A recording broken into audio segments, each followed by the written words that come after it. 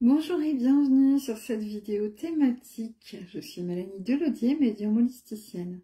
J'ai à cœur de vous présenter régulièrement des thématiques qui surgissent à mon esprit et qui me permettent de vous partager mes prises de conscience, mes mises en lumière, mon expérimentation et mes connaissances.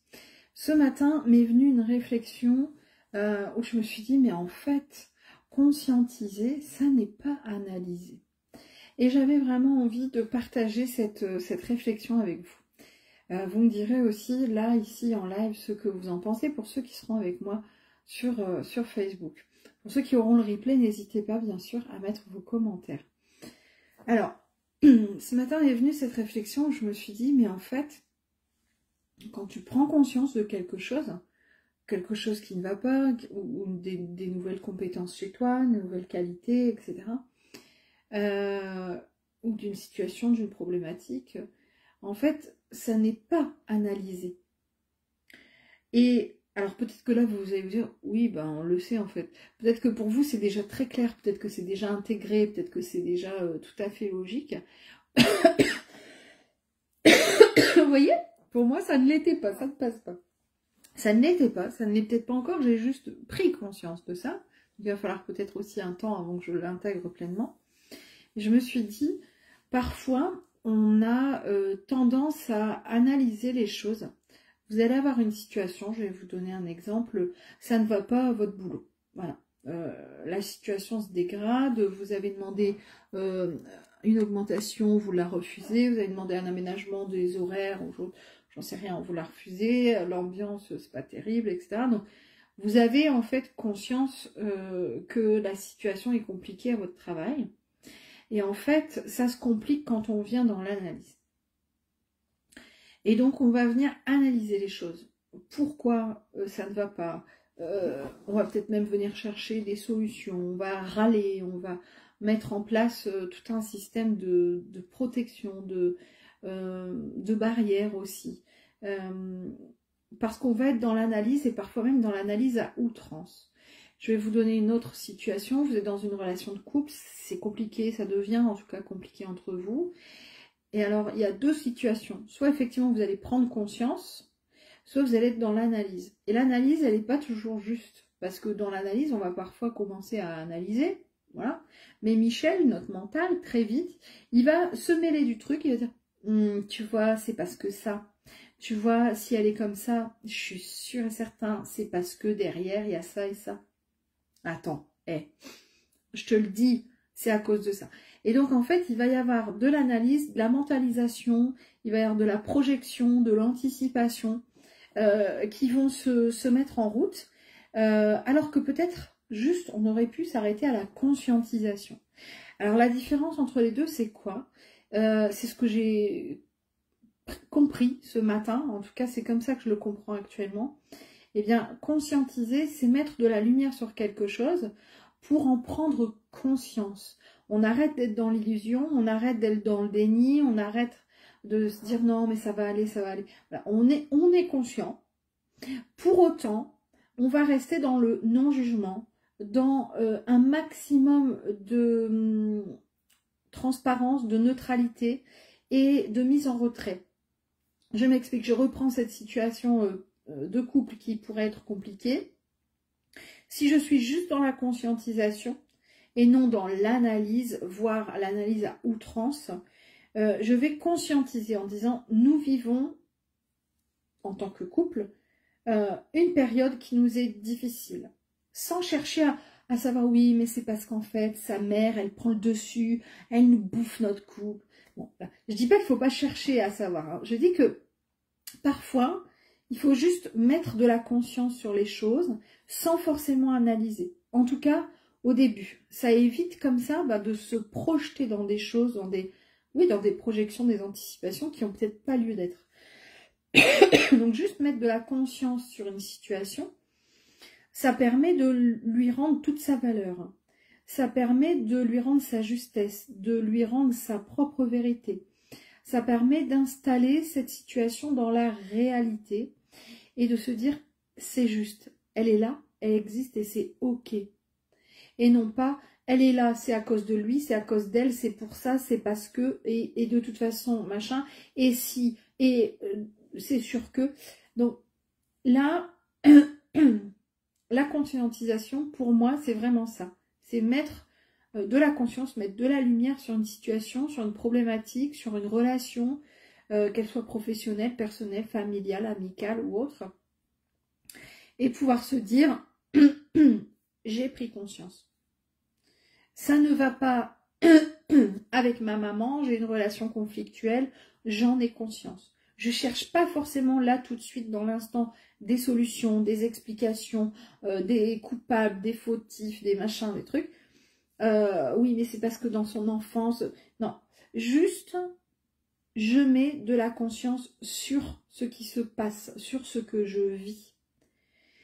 Quand on fait ça, en fait, et j'espère que c'est ce vers quoi je tends, je pense, je suppose, parce que je ne l'ai pas encore intégré pleinement, donc je ne peux pas vous le certifier, mais je pense que quand on fait ça, on s'évite bien des tracas, on s'évite bien voilà, des tergiversations, des triturations. On dit ça, ça se dit ça, quand on se triture le cerveau. Ben oui, parce que quand on veut analyser les choses, ben des fois, on va loin, quoi, hein, quand même. Alors que quand on est juste dans la conscientisation, là, on est dans la justesse. Voilà ce qui est. Je pose les choses sans jugement, sans émotionnel, sans animosité, ou en tout cas un minimum. Voilà, c'est compliqué à mon travail. C'est une situation qui me met vraiment très mal à l'aise. Point. On vous dit pas, bah, qu'est-ce que tu vas faire, tu pars pas. Non, on vous demande pas non plus le pourquoi, le qui, juste, en fait, être dans l'instant présent, dans la conscience. Pareil, ça me fait penser quand on fait de la méditation. Vous voyez, on vous dit, soyez dans la conscience de votre être, dans l'instant présent, soyez présent à vous-même. Bah, c'est un petit peu ça aussi. C'est pas, je prends un instant pour, voilà, comment dire, méditer, puis en fait, je vais réfléchir à des trucs. C'est pas ça. Méditer, c'est vraiment être ici et maintenant, dans l'instant, et être à soi-même. Et bien, conscientiser, c'est ça. Et donc, je pense... C'est ma réflexion, hein, parce que là, je vous explique un peu la distinction que je peux faire entre conscientiser et analyser. Je pense qu'on aurait vraiment tout à gagner dans certaines situations, ou en tout cas au début de certaines situations, d'être juste dans la conscience.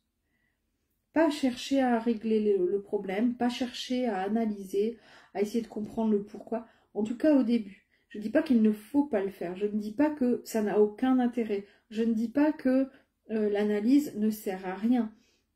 Et qu'elle est vaine et qu'elle est inutile. Je dis que parfois, ça peut nous faire gagner grandement de temps et d'énergie que d'être uniquement dans la conscience.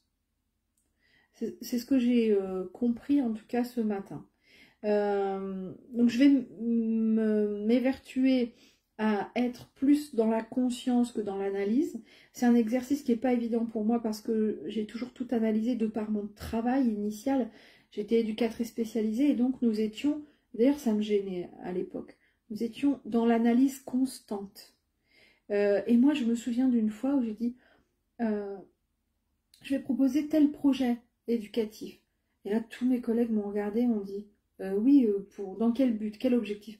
Bah rien, en fait je voulais proposer, ça paraît bête, hein, on avait un groupe, c'était des enfants qui étaient placés, hein, des enfants qui avaient été dans des situations de vie et de famille difficiles, voire violentes, et donc qui étaient placés en foyer. Et donc dans ce groupe sur lequel je travaillais, on avait, oh je sais plus, peut-être 14 enfants, dont 3 ou 4 filles. Donc elles étaient minoritaires.